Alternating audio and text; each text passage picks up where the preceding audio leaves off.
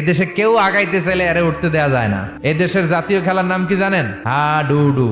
টাইনা আপনারা নিচে নিয়ে আসবে। কেউ উঠতে চাইলে ওরা টাইনা নামায়, কারণ জাতীয় খেলা হাডুডু। হাডুডুর নিয়ম হচ্ছে একজন সামনে যাবে আর সবাই ওর ঠ্যাং ধরে টানবে। এজন্য এগুলো বাদ দেন। জাকির নায়েকের হাতে হাত রেখে হাজার হাজার লোক কালিমা পড়েছে। অনেক বিষয় আছে যেগুলো অনেকে ওইভাবে উপস্থাপন করতে পারে নাই। ইংল্যান্ডে যে, আমেরিকাতে যে আপনি কথা বলতে পারবেন, দাওয়াতি কাজ পৌঁছাতে পারবেন, উনি পারছে। গোটা বিশ্বব্যাপী আল্লাহ ওনার সম্মান মর্যাদা দিয়েছে। আপনি কি করবেন? আমরাও নতুন নতুন অনেক জিনিস ওনার কাছ থেকে শিখি। জাকির নায়েক হচ্ছে কম্পারেটিভ রিলিজিয়ান, তুলনামূলক ধর্মতত্ত্বের একজন পণ্ডিত ব্যক্তি। হিন্দু, বৌদ্ধ, খ্রিস্টান হাজার হাজার অমুসলিমরা কালেমার বাণী শুনতে পেরেছে, আলোর দিশা পেয়েছে, ঠিক কিনা?